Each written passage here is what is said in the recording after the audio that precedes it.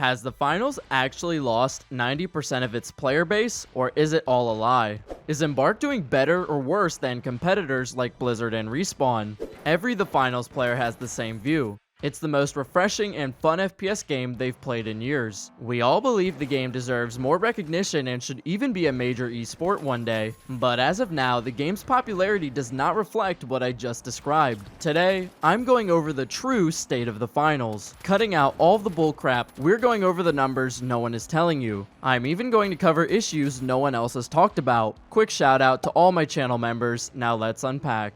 Where does the finals stand, and why did Season 2 not bring back as many players as the community was anticipating? We've all seen the doomsday images of the finals Steam chart showing the game's concurrent players steadily declining. But what is this image missing? Let's go back to the release of the finals. The game launched at the perfect time for a massive first month. It was released during the Game Awards December 7th, which most people already thought was rather lackluster. The finals also didn't have any major competitors releasing around that time. On top of that, it was holiday season and video games always see massive spikes from late November to early January. That's just always been true. These factors brewed the ideal release for the game. The finals had a ground-shaking launch, hitting almost 300,000 concurrent players on just Steam alone. Meaning with console included, that number was likely double or even triple, as the finals was also incredibly popular on console. The game crossed over 10 million accounts within its first week. So what happened? At the end of Season 1, Embark slowed down content and balance in preparation of a massive Season 2 launch. Practically every content creator sold hopium to their viewers and said Season 2 was going to bring back many of the players that left the finals. Season 2 saw a spike in player count and viewers on Twitch and YouTube, but it died out pretty quickly. The developers packed the launch of Season 2 with tons of new content and features. Just to name some, we got 3 new gadgets, 3 new weapons, a completely new specialization, new map, fully reworked ranked system, and even a career circuit to unlock in-game currency and other rewards. Let's not forget the incredible balancing. Nukes were basically removed from the game and recon sense was completely removed. It's safe to say Season 2 was jam-packed with great stuff, so why the dip? I actually believe Embark knew this would be the result. The signs were there and it was pretty easy to see coming. Before Season 2, I stated multiple times, the finals needs 2 things to bring back players in massive droves: an actual ranked game mode, and custom matches with spectator mode to allow for tournaments. Ranked definitely has improved, but wasn't quite good enough at the launch of Season 2 to incentivize more streamers and competitive players to grind. It's still far from perfect 5 weeks in, but it's improving quickly. Ranked mode is still missing a few key improvements. There should be top 500 region leaderboards or even console leaderboards. Top 500 numbers should also be displayed on the in-game leaderboard and during the tournament bracket screen. I know this one seems minor, but man, I think it would be so sick if implemented. Overwatch 1 probably did this the best back in the day. Seeing people's ranks made the lobbies way more competitive and more engaging to watch. Streamers and players all loved it, and it was so iconic. The finals needs ranked to feel iconic and have high stakes. The game itself takes place in a literal game show. Having the best FPS ranked mode should be no less than the standard. One last incentive for top 500 and Diamond could be adding rewards for hitting and finishing the season top 500. Imagine if finishing the season top 500 unlocked a camo higher than the Diamond camo. I guarantee people would put in crazy hours to unlock it. You obviously could have stickers, sprays, emotes, and more for those who hit top 500. This type of stuff would immediately boost the popularity and engagement of Ranked. Ranked also needs to have an average group MMR when queuing with friends. As of now, Ranked queue is based off the highest player in your group. So if you're like me and Plat queuing with bronze or silver friends, they are forced to play against entire teams of diamond players. This makes no sense and isn't fun, fair, or competitive at all. Making an average group MMR should be an easy win-win for Embark and the community. This could make queues faster and incentivize playing with friends in Ranked.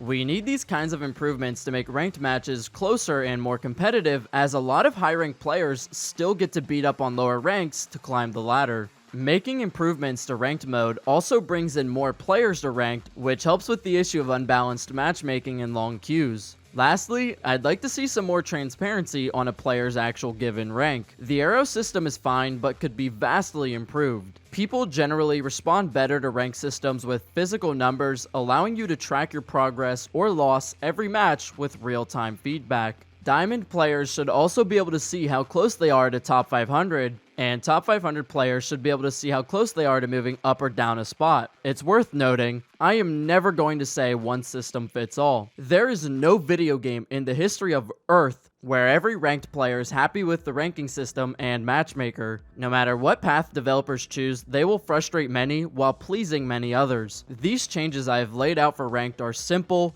common sense improvements that would bring in more players, streamers, and content creators.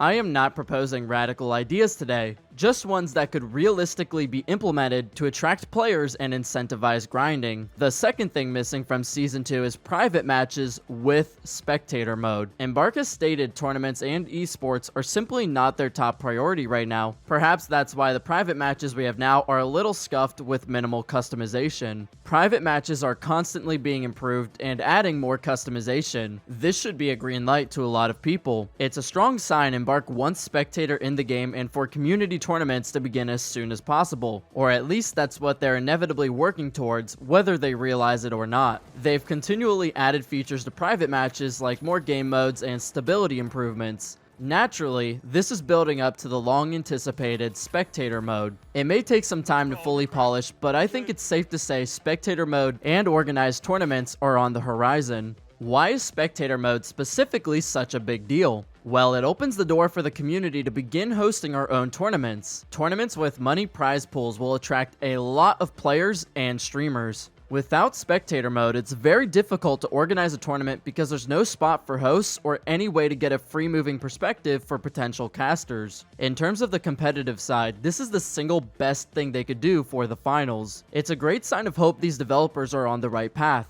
On top of generating community engagement, tournaments are also a fantastic way for developers to see firsthand what dominates the meta at the highest level. I'm sure a lot of you watching this right now are sick and tired of things like the F-Car, Heal Beam, XP54, Lewis Gun, and others. Embark has been balancing at a rather slow pace. I believe it's out of fear they will catastrophically alter the game. What's unfortunate about this thought process is it's achieving the exact opposite results intended from this strategy. If you asked every player if they want the meta significantly or catastrophically altered, the majority would probably say yes. Community tournaments are the fastest way to showcase issues and oppressive strategies to developers. This is going to be another easy win-win for Embark and the community. We get to compete at a higher level, and Embark gets the attention. We've gone over some of the major factors leading to Season 2's underperformance. There's one more factor no one seems to be talking about that is extremely critical in every game's life cycle: timing.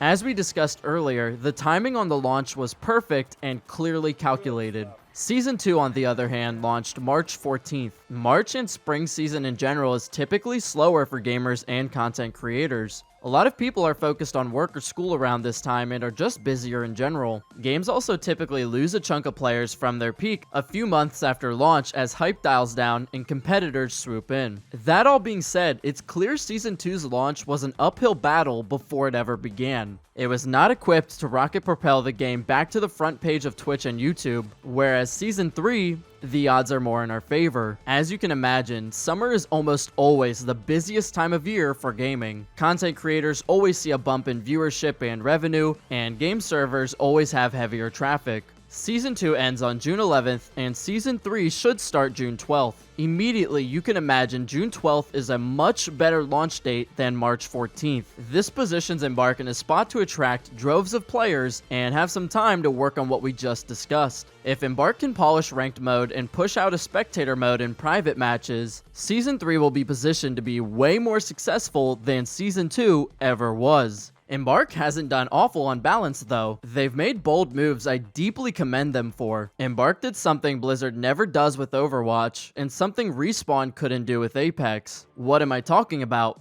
Remember when everyone was complaining that recon senses was busted and super unhealthy for the game? Even though it was central to the medium class and many enjoyed it, they completely removed it from the game. This sounds obvious to do, but it's not that simple. You have to imagine the developers spent months and even years working on these abilities to incorporate them in the game. Removing them entirely is just slashing all of that work for the benefit of the players and gameplay. As someone who's played Overwatch since 2017, one of the most frustrating things I've experienced in gaming is Blizzard completely unwilling to ever walk back a bad decision. And I'm not exaggerating when I say unwilling. In Overwatch's entire existence, the devs have only one time walked back a decision. That was removing the 2CP map, Paris, from ranked mode. This is the only time Blizzard had the level of courage necessary to do what's right, even if it meant losing something that the team worked hard on. The fact Embark did this so quickly and easily is another fantastic look from the team. They removed recon senses and immediately filled that gap with a new specialization, the Dematerializer. Let's also give credit to Embark for their other bold moves. Remember when aim assist was too strong and dominating all of the game? This is something Respawn took a lot of heat for over the last couple of years. It's a controversial subject, so dev teams that care more about PR will always choose to avoid conflict. It's the safest strategy to keep your current player base. But if you want a truly great game and need to shatter expectations like Embark does, you must be willing to face issues head on like Toph. And we like Toph because she's tough. Embark quickly made significant nerfs to aim assist that weren't so harsh controller players complained, but also weren't so little that mouse and keyboard players complained. It was a great move from Embark that deserves recognition since it was addressed so early in the game's life. Season 2 came with one more bold change from Embark. They gutted nukes. This one was also pretty controversial because some people don't think they approached this the right way at first. Many players thought the nukes were a fun concept, they just did way too much damage and were too easy to set up. You used to be able to wipe an entire team with a single nuke. This was a touchy subject because they continually nerfed C4s and canisters, yet nukes remained in the game. With the launch of Season 2, Embark decided to make a bold move and make nuke spamming and team wiping nearly impossible. They nerfed C4s, canister travel mechanics, and altered stacked explosive damage. The game plays better without the nukes, and Embark has left the possibility open to revisit C4 and canister mechanics in the future. This is the kind of thinking we need if we want to see the game thrive. I've explained a lot of great things Embark has done and plans to deliver on, but what are some of the things currently upsetting players? A big complaint I hear from almost every ranked player is, same meta, same guns. For light class, you basically have to pick LH1 or XP54. For medium class, it's the FCAR or Model 87. And for heavy class, you also have two options, the SA-12 or Lewis gun. Anything else puts you at a massive disadvantage that enemies will capitalize on. It's ridiculous that the AKM is a solid, fun weapon with almost double the magazine size of the FCAR, yet it's almost never picked over it. Light has 10 weapons to choose from, and only a few can be used in ranked without being flamed by your team and soft throwing. Embark has addressed all of these weapons. What's concerning the community is we just discussed above, Embark is willing to do bold things to get this game on top and address issues. But when it comes to weapon balancing, they move rather slow. It takes a few patches for a weapon to receive one nerf or buff. I can only assume this is for the reason I discussed earlier, they don't want to upset people by altering the meta too drastically. The current pace is costing Embark a lot of players who enjoy the game but are tired of the same guns and meta. I do believe balance in the long run is improving with every patch, but Embark should understand gamers don't have the patience or time to wait months, seasons, or even years for game balance to get to a healthy point. Even if they overbuff a weak weapon, I'm pretty sure many would be happier with a new weapon dominating than the same ones currently. I think it would be fun to have a 93R, FAMAS, and KS23 meta. I'd even be happy with a grenade launcher meta at this point. People just need variety and a new meta, as the current one is too stale.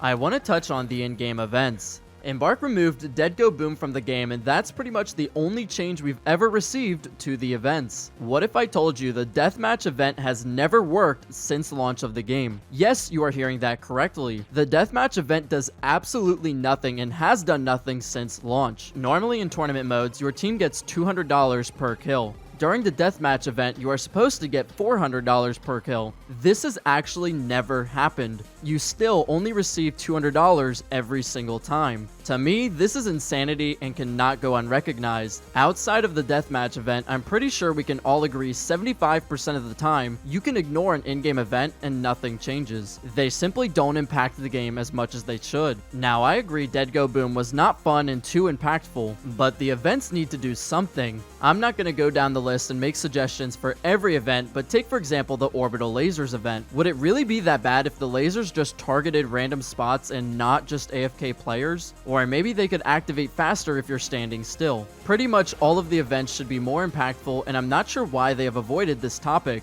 The events are meant to be chaotic, fun, and force players to adapt. If they're reworked, they could actually alter the game in a healthy way that would keep players more engaged. I know some players would love to see maps altered more from the story side of things, but if we could just have the game show events actually impact the game and map, I'm sure players would be satisfied. But when you have a stale meta and static maps, inevitably some players are going to feel less engaged. A can of worms I didn't really want to open is the whole crosshair issue, but it's such a major topic and issue I have to address it. Embark should revisit and readdress crosshairs and improve their in-game crosshairs significantly. It's definitely frustrating when you're aiming right at someone's body and your bullet just doesn't fire there. I'm not sure how anyone thinks this could possibly be healthy for the game or player experience. To recap for those unaware, guns in the finals do not fire where you're aiming or where your crosshair is. They only fire from and to the center of your screen. Of course, things like spread still apply. This makes third-party crosshair software appealing to many players. Some community managers have said third-party crosshairs are not allowed. Meanwhile, no one has ever actually been punished for using one,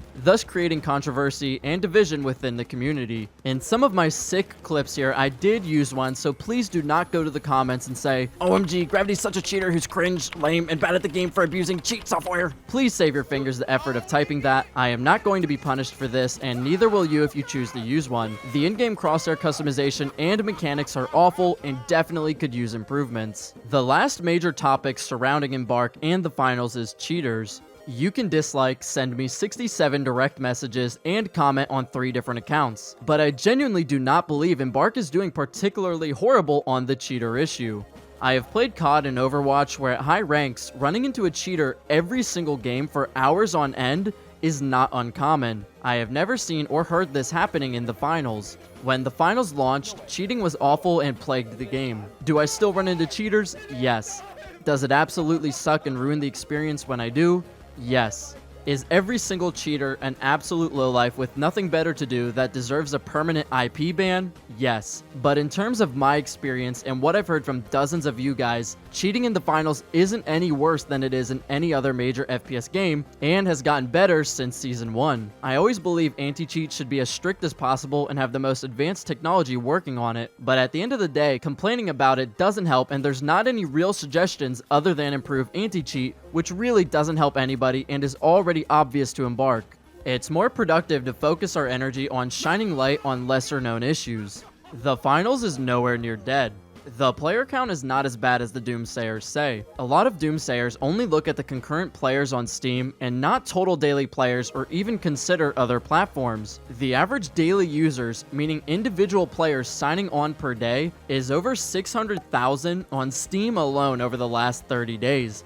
This does not account for the likely hundreds of thousands that play console daily, so please don't tell me there's only 20,000 concurrent players on Steam and act like that means the game is dead. Other stats like average monthly users are also not down nearly as much as others are saying. Average monthly players is down less than 20% from where it was in December. At the game's peak back in December, the average daily users on Steam was around 900,000, so the decrease in daily users is roughly 30%. Not nearly as bad as the 90% drop that other people are citing from the peak concurrent player count on Steam. Please check out activeplayer.io yourself and take everything here with a grain of salt. This information is not shared publicly from Embark, and these are calculations using Steam charts and other methods listed on their website, but this is the only algorithm trying to calculate it I could find on the internet. If you know of a more accurate one, please let me know and I'll do my best to correct it. Even if the numbers are off by a little, I think we can all agree the peak concurrent players is not the best indicator for interest or engagement in a game. The trailer for Season 2 generated a whopping 6 million views and even made the front page of YouTube trending. All of this data tells me a lot of players are on the sidelines, eagerly waiting to jump in when the game gets better. It also tells me thousands are playing the game a little every week and will grind when there's a reason to grind. Even if people are leaving now, I truly believe many will come back and millions of new players will join in as the game improves. Lately, things have been slower than we'd all like, but I believe this isn't our descent, but instead the beginning of our great ascension. I hope today I was able to bring some core issues to light in a healthy and productive way without just spamming, complaining, and doomsaying. We all believe the finals deserves #1 on Twitch, YouTube, and Kick as far as FPS games go. Let's do our best to help the developers get there and have a ton of fun along the way. Love you guys, and I'll see you in the finals.